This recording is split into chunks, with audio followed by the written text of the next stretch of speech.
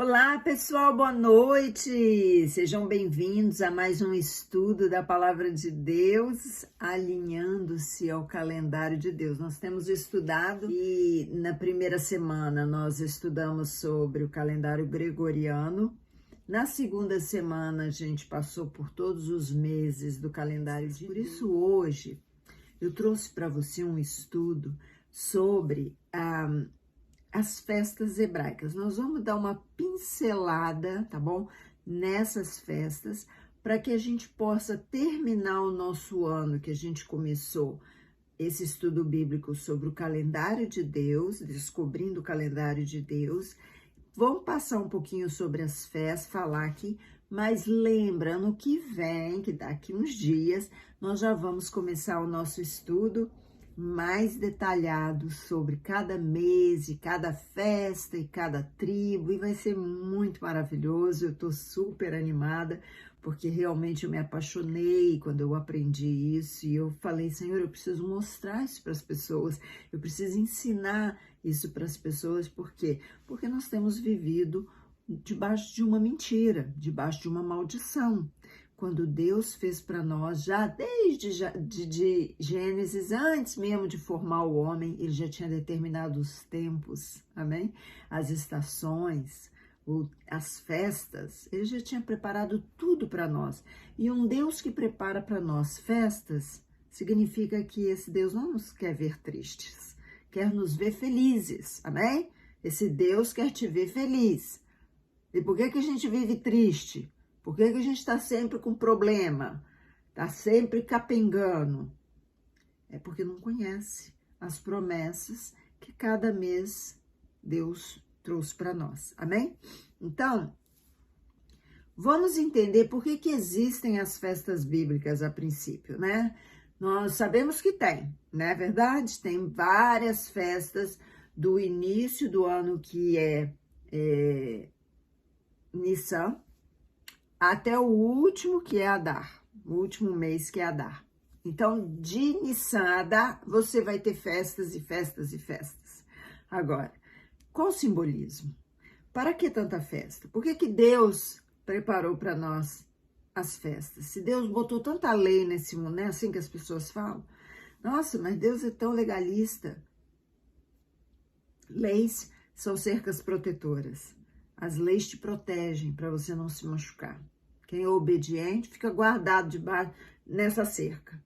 Quem é rebelde quer pular a cerca e vai se machucar. Então, vamos entender aqui que esse Deus que nós servimos é um Deus que nos ama e que tem prazer em ver seu povo feliz. Amém?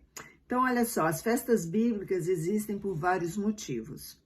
Um deles é que o Senhor nos chama para celebrar junto dele, juntinho, esses momentos importantes que ele quer e busca para as nossas vidas. Mas elas também funcionam como elos, tá? São elos de ligação, é uma corrente muito importante dentro do calendário bíblico, ok? Então é muito interessante você entender que as festas são biblicamente estabelecidas, ok? Como sinal. As festas são biblicamente estabelecidas. Não foi criação do homem, gente. Aí é que tá o detalhe. As festas do calendário gregoriano foram invenção dos homens. Carnaval, Cosme e Damião, dia de São não sei das quantas, dia de não sei das quantas, do Santinho daqui, do papapá. Essas festas são criadas por homens. Agora, as festas do calendário bíblico foram criadas por Deus, amém? Para o homem. Então, é um sinal chamado sinal combinado. Tempo determinado, a Bíblia chama de tempo determinado. Estação estabelecida, não está falando de estação primavera, verão, outono, inverno. Estação estabelecida é um encontro marcado para uma assembleia solene com Deus. Cada festa dessa é um encontro que Deus tem comigo e com você. Por que Deus quer a festa? O Senhor quer que você festeje, porque Ele vai estar lá. Ele não jogou a festa para você festejar sozinho. Ele é aquele que é celebrado nas festas e ele vai estar presente. Ele é o rei e o rei está presente nas festas. Então, como nós vimos em Gênesis 1:14, as festas foram estabelecidas desde o momento da criação. Então, vou ler aqui para você Gênesis 1:14. Disse Deus: haja luminares na expansão dos céus, para haver separação entre o dia e a noite, e sejam eles para sinais e para tempos determinados. Tempos determinados, o que eu falei antes? Tempos determinados é festa, e para dias e anos. Então, tempo determinado em hebraico, no original da Bíblia, é uma palavra chamada moadim. Moadim significa estações, tá? Mas não está se referindo, como eu falei, primavera, verão, outono, inverno, não. Essa palavra moadim, ela significa encontro marcado, sinal combinado, estação estabelecida, festa, ok? Então, todas as vezes que nós vemos na Bíblia a expressão festas bíblicas, a palavra usada é essa aí, moadim, ok? É exatamente essa mesma palavra que está em Gênesis 1:14. Então, a primeira Páscoa que eu quero falar para você é a festa de Páscoa. A primeira festa, olha, eu já contei o negócio aqui. A primeira festa que eu quero falar para vocês é a festa da Páscoa, tá bom? Que acontece em Nissan, que é o primeiro mês do calendário hebraico. Então, essa é a primeira festa que Deus preparou. Acontece no dia 14 de Nissan. Né? A festa da Páscoa, ela determina 4 pontos importantes para a gente entender o Messias. O sangue do Cordeiro, né? A saída do Egito, ou seja, a saída do sistema do mundo, do pecado. Terceiro lugar, o juízo dos deuses, a libertação da idolatria. E em quarto, a libertação da escravidão. Então, nós vamos ver nesse estudo que Jesus, ele é a Páscoa. Desde o Velho Testamento, onde houve uma Páscoa celebratória para quando o povo estava saindo do Egito, né? Moisés mandou matar um cordeiro sem mácula. Isso aí era porque Deus já tinha ordenado a ele aquilo que representaria Jesus, porque o cordeiro é um tipo do Cristo que viria. Então, Jesus é a Páscoa, pois é ele que nos liberta do pecado, do mundo, da idolatria e da escravidão. Amém? Depois dela, nós temos a festa dos pães asmos. São 7 dias de duração. A Páscoa acontece hoje, amanhã começa a festa dos pães asmos. Nesse dia, que é seguinte à Páscoa, dá-se início, então, a um tempo onde as pessoas tiram todo o fermento de dentro da casa e vão comer pão sem fermento, não come bolo, não come nada fermentado, ok? Elas acabam sendo celebradas, a Páscoa e a festa dos pães asmos, praticamente como uma única festa. Então, como eu falei, nessa festa, o fermento é retirado de todas as casas e pontos comerciais de Israel, sabia? Até mesmo das lojas, não se vende fermento. Então, essa festa, ela reforça a saída do pecado e das aflições do mundo. Lembra-se que, você lembre aí que o calendário bíblico, ele é cíclico. Ou seja, todos os anos Deus te convida para celebrar junto dele e se relembrar desses tempos determinados. Quais são os tempos determinados? Coisas que aconteceram no Egito, né, no deserto, toda a libertação, todos os milagres, são tempos determinados. E o Senhor te traz, então, para festejar as vitórias desses tempos determinados. Então, a Páscoa, ela a palavra em hebraico é Pesach. E Pesach significa passar por cima. Nós aqui falamos Passover, passa por cima, Passover é a Páscoa. Então lembra do momento que o anjo passou por cima da nação de Israel e o sangue do cordeiro estava nas portas do povo, lembra? E o anjo da morte matou só quem não tinha a marca do sangue daquele cordeiro. Então com tudo isso, a gente também lembra que não existe, a partir deste momento, mais a natureza do pecado em nós, porque uma vez que nós tiramos o fermento do mundo de dentro de nós, que nós retiramos a maldade, a apóstolo Paulo fala para a gente retirar o fermento da maldade, né? E naquela data que o povo estava sendo preparado para sair do Egito, o anjo da morte passou por cima de cada casa que tinha a marca do cordeiro e não tocou no primogênito, mas matou o primogênito do mundo, né, do pecado. Então, Deus determinou que a nação de Israel comesse a partir dali pães asmos por 7 dias, tá? Que não tem fermento, porque exatamente isso, o fermento significa o pecado, o qual o Egito está submerso. O Egito é o mundo. O pecado é o fermento, tá? Isso tudo é tipos, queridos. Isso tudo aí são figuras daquilo que, né, viria. Então, ali naquela época, aquele povo vivendo no Egito era o símbolo dos filhos de Deus vivendo no mundo. E o fermento, o símbolo do pecado, que a gente acaba comendo, vamos dizer assim, ou vivendo este pecado. Então, a retirada do fermento, ele é um memorial físico, para lembrar que o pecado foi retirado, entendeu? Então, quando a gente faz essa celebração de 7 dias sem comer fermento, ou seja, pães que não tem fermento, né, nada que sobe, né, bolos, essas coisas todas, a gente está declarando, colocando um memorial diante de Deus, lembrando que o pecado foi também removido da nossa vida.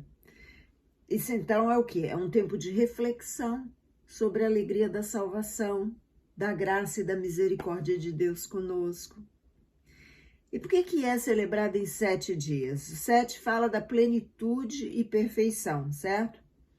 Então, a gente precisa lembrar que a salvação de Cristo é perfeita, é plena, é completa, amém?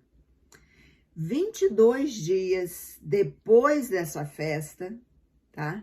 Se celebra, então, a terceira festa desse ciclo de um mês, ó. Nós estamos ainda com um mês, o mês de Nissan. Esse é o único mês que tem 3 festas.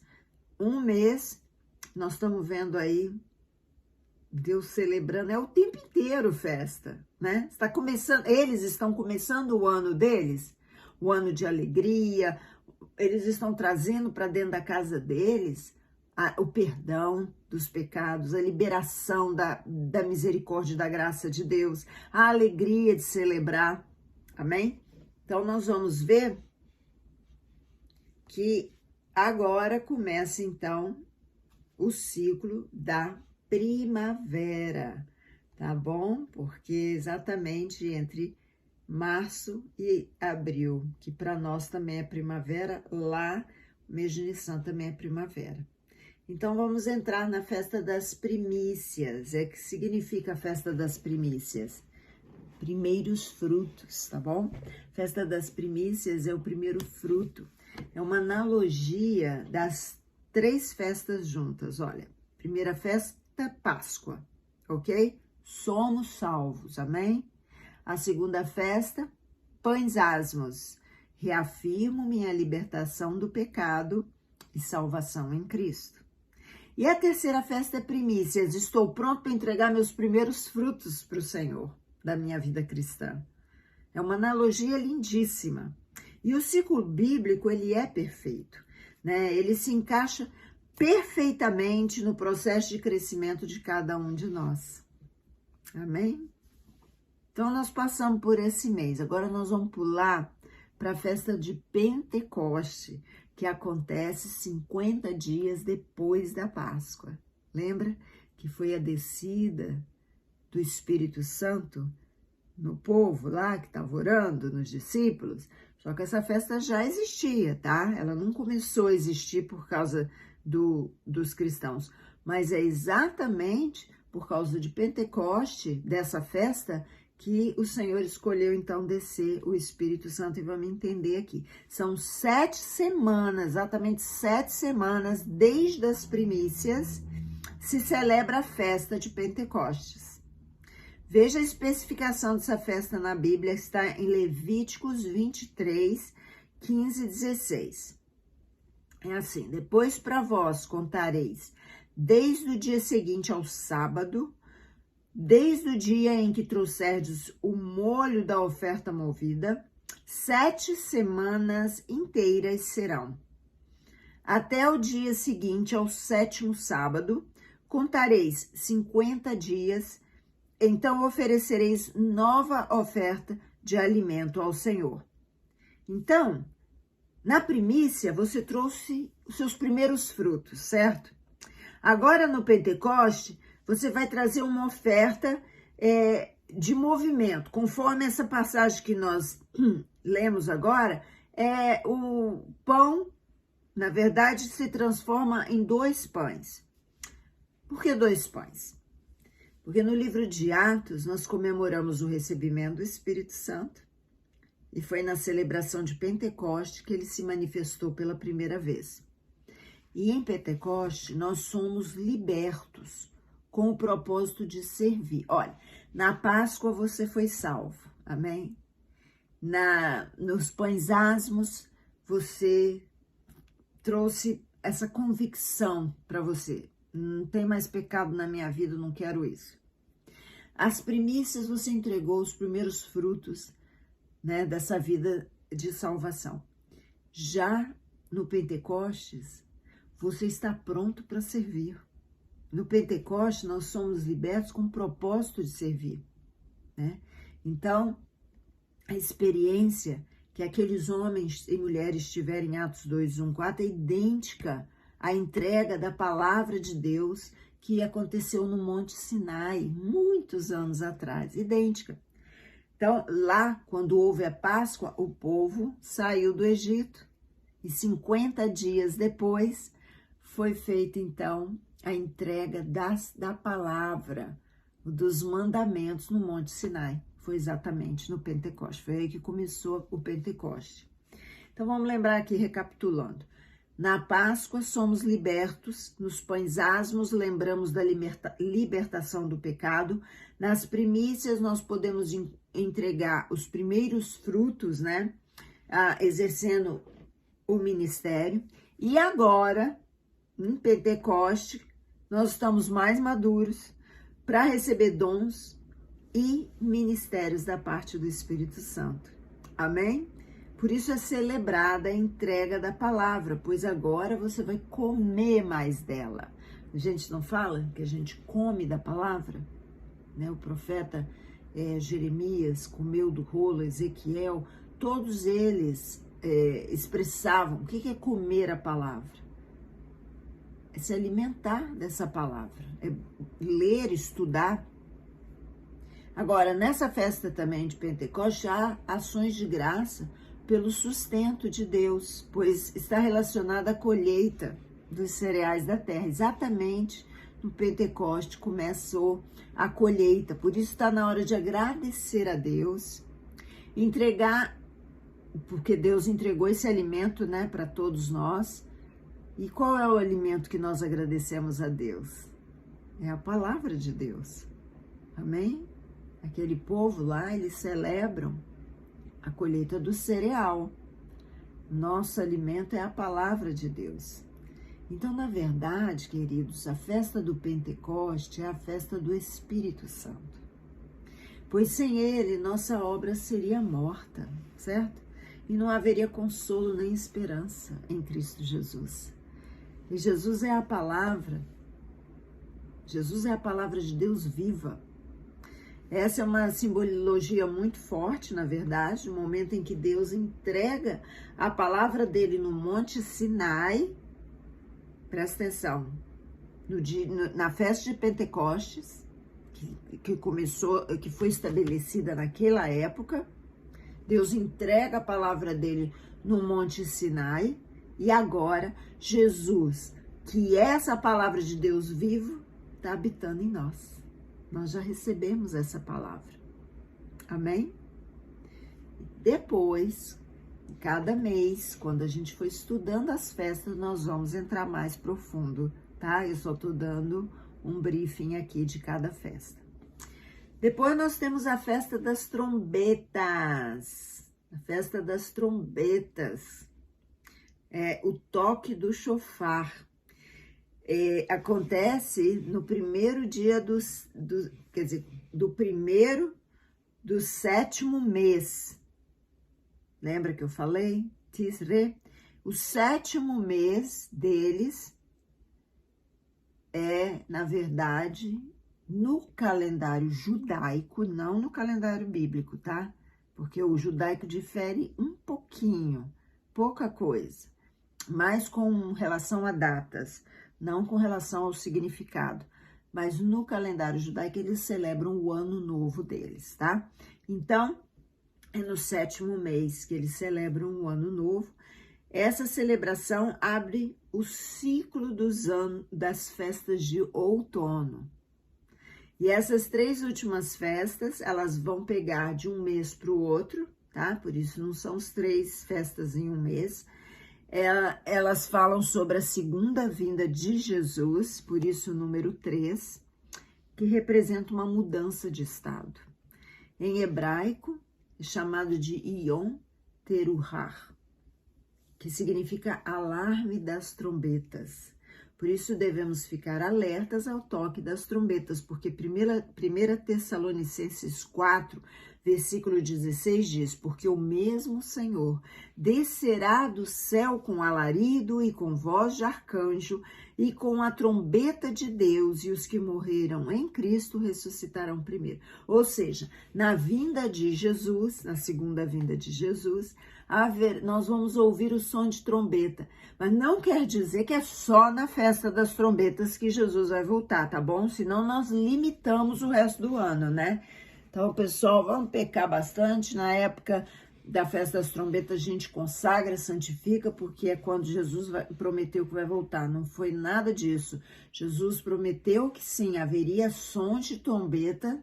Os anjos vão tocar as trombetas quando ele estiver voltando, né? Para os judeus, eles vão ouvir o som da trombeta quando o Messias dele chegar, certo? Então, nós temos aqui uma festa muito poderosa e também uma analogia muito forte, porque a última festa que a gente falou, que é a de Pentecoste, fala da descida do Espírito Santo, certo? E ao mesmo tempo, se você recordar, fala da ascensão de Jesus ao céu. E agora, nessa festa das trombetas, fala da volta de Jesus. E aqui se trata também, gente, de um arrependimento coletivo, que a Bíblia menciona, que haverá arrependimento coletivo. Por isso essa festa dura 10 dias, a festa das trombetas dura 10 dias, para dar tempo das pessoas que ainda não se alertaram, se alertem com o soar das trombetas. E vou te falar, Deus é muito misericordioso, né? Muitos vão aceitar, mas também muitos não vão, porque existe maldade. Tem pessoas que já entregaram mesmo a alma para a ruindade, e essas não vão querer saber. Então, mas aquele que tem um coração bom, mas está no engano, para essas pessoas sim haverá uma esperança. Depois, gente, tem a festa do Yom Kippur.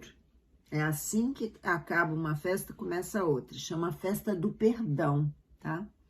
É uma convocação coletiva. Por isso que na festa da trombeta haveria um arrependimento coletivo, como eu acabei de falar, né? Então, isso é uma convocação coletiva de jejum e oração, por salvação de Israel e das nações. Isso todo ano os judeus fazem. Eles têm a festa das trombetas e logo em seguida a festa do perdão, Yom Kippur, onde eles jejuam pela salvação de Israel e da nação. Claro que eles jejuam e oram pela vinda do Messias, né? O judeu messiânico, ele tem o entendimento e ele ora pela salvação de Israel, né? Para que eles venham a aceitar Jesus como Messias, mas o judeu ortodoxo ora também e jejua.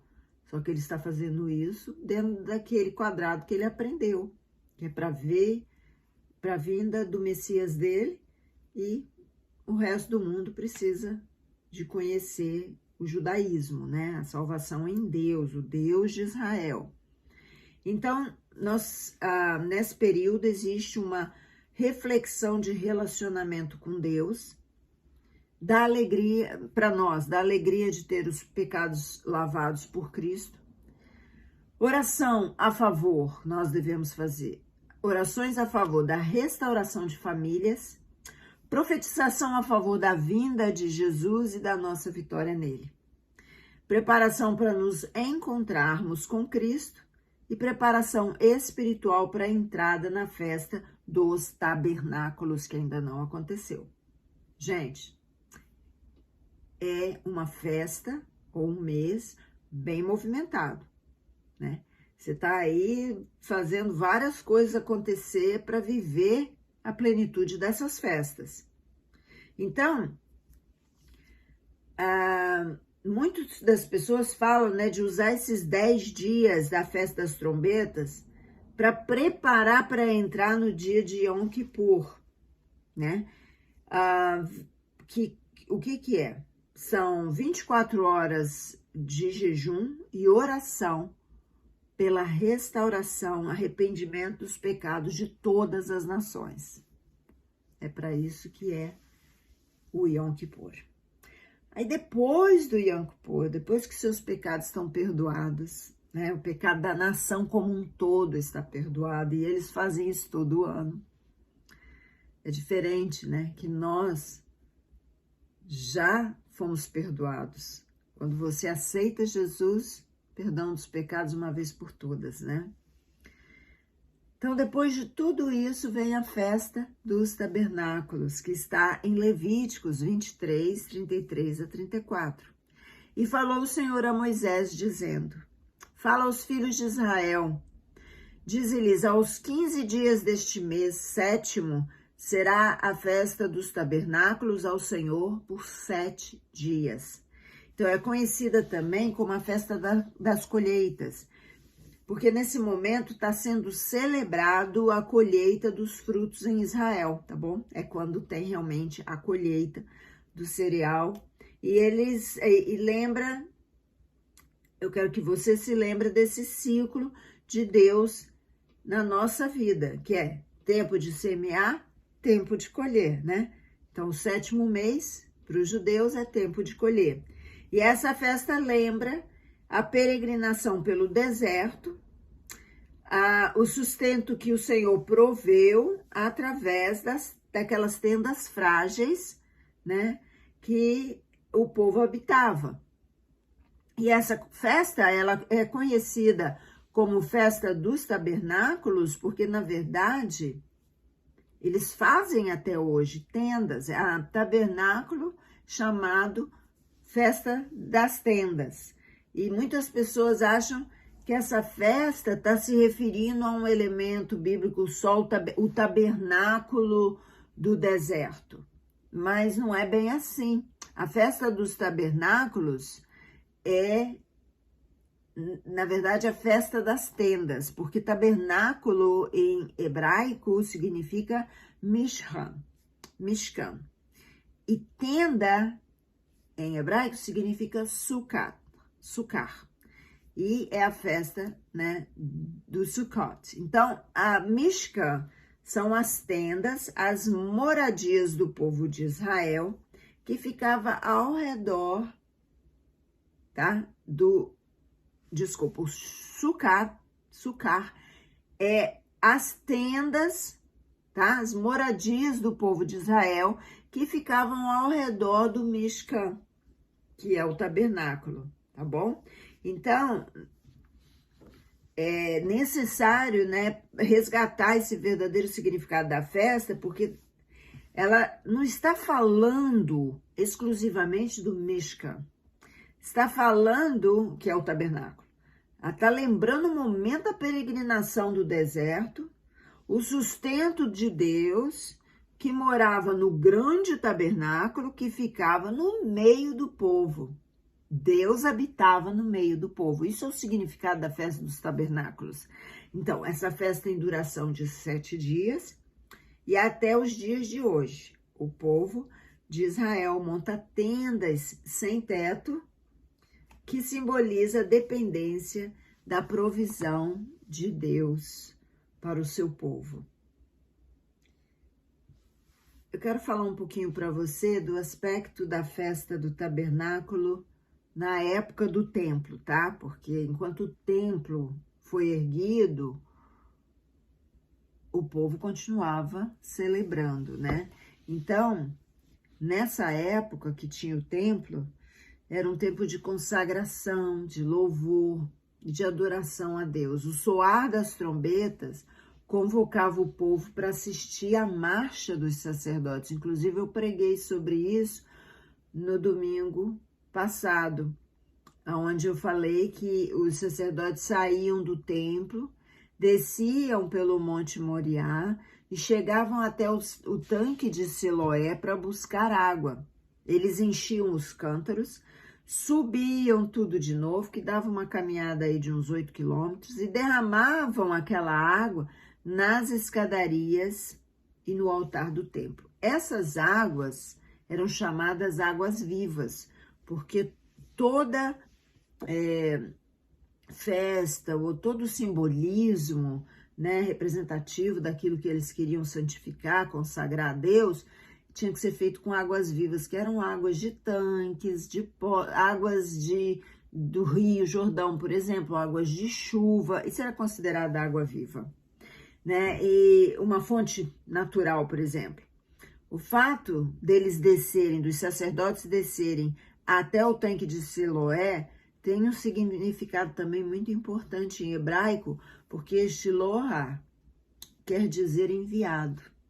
Então, aqueles sacerdotes andavam tudo isso para ir buscar águas vivas no tanque do enviado. Ou seja, Jesus estava ali, assistindo tudo aquilo, né?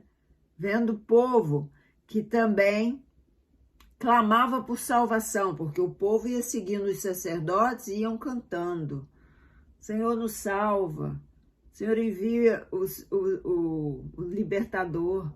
E aí Jesus fala, né? Clama em voz alta. Aquele que beber dele, rios de águas vivas fluirão do seu interior. Oh, aleluia! E ele fala naquele dia que ele estava lá assistindo tudo aquilo, ele fala, quem tiver sede, venha a mim e beba.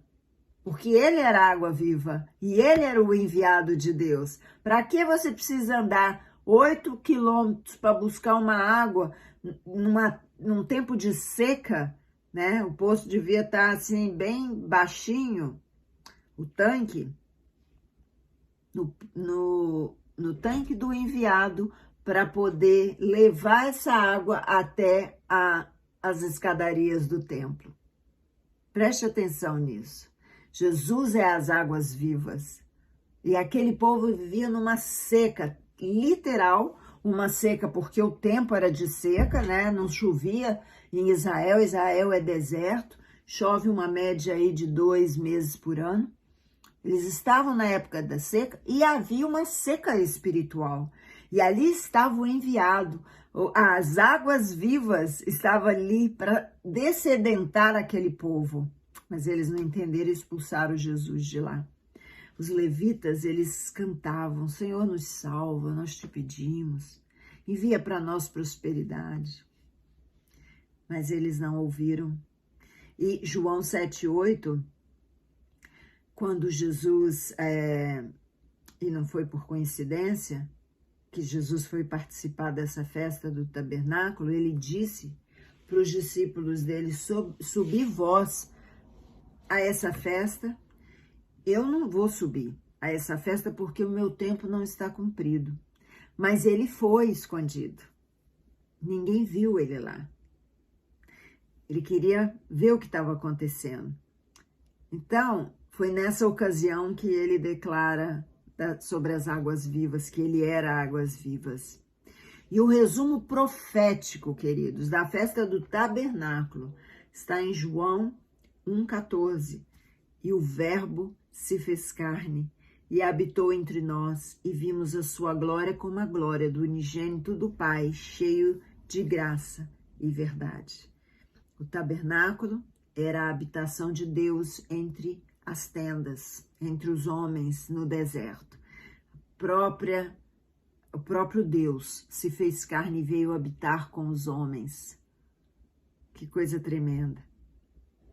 E a palavra habitar em hebraico significa tabernacular. Habitar significa tabernacular, ou seja, morar no nosso meio. Portanto, o centro da festa do tabernáculo é Jesus. Eles ainda não sabem disso. A periferia somos nós, né? Que são as tendas ao redor.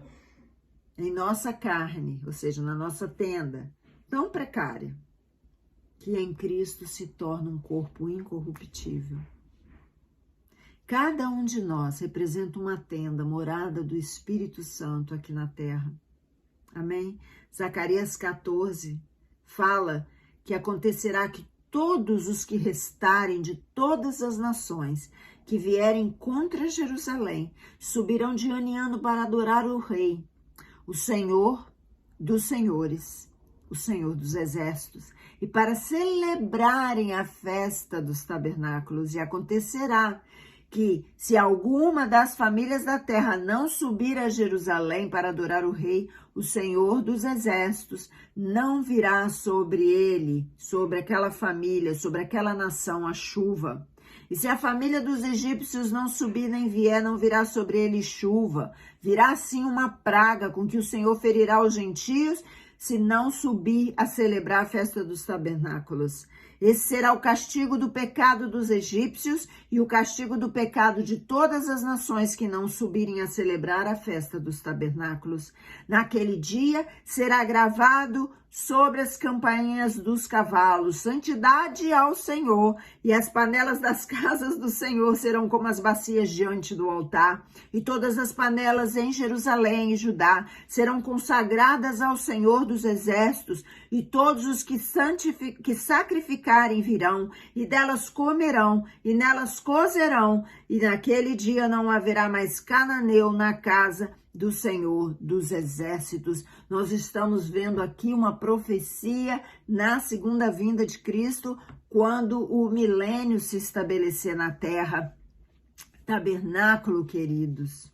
Tabernáculo é uma festa que vai acompanhar a igreja, vai acompanhar os salvos. Aleluia! Então você não pode deixar de celebrar, já temos que celebrar desde então. Tabernáculo fala também do momento em que Jesus volta para morar de vez aqui na terra, com todo o seu povo. É o milênio.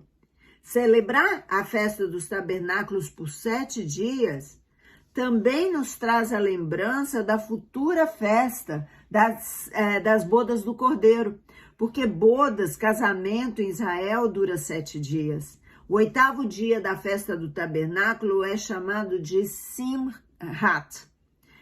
No Torá, significa a alegria do Torá. Houve festa, o rei estava no meio do povo, está havendo uma celebração muito grande. Então, nós vemos que o Torá, que é os 5 primeiros livros da Bíblia, é onde a semente do Messias começa a acontecer. Que coisa tremenda. E eles não entenderam isso ainda. Então, vamos voltar, recapitular todas essas festas bíblicas fazer uma relação com o nosso crescimento espiritual, amém? E assim vamos finalizar essa live. A primeira festa é a Páscoa, saída do Egito, liberdade. A segunda do pães asmos, nosso nascimento e a morte da natureza pecaminosa. Terceiro são as primícias, são primeiros frutos de arrependimento dessa nova vida de Jesus. Quarta é o Pentecostes, é a celebração, e celebramos, né, e recebemos dons do Espírito Santo para podermos fazer a obra de Deus. A quinta festa é da trombetas, que é a preparação final para receber as bodas do Cordeiro. E a sexta festa é o Yom Kippur, que é o arrependimento coletivo como nação e uma preparação para a volta de Jesus. E a sétima festa é a festa dos tabernáculos, celebração final para as bodas do Cordeiro. É o momento em que entramos na plenitude com Jesus. Queridos, as festas são sombras do que iremos viver com Cristo. Amém? Que Deus te abençoe, que você se alimente dessa verdade, se prepare, porque no ano de 2023 nós vamos viver cada uma dessas festas, nós vamos celebrar cada uma dessas festas e nós vamos viver as promessas que Deus tem para cada mês do ano. Amém? Deus abençoe, uma boa noite a todos. Tchau, tchau.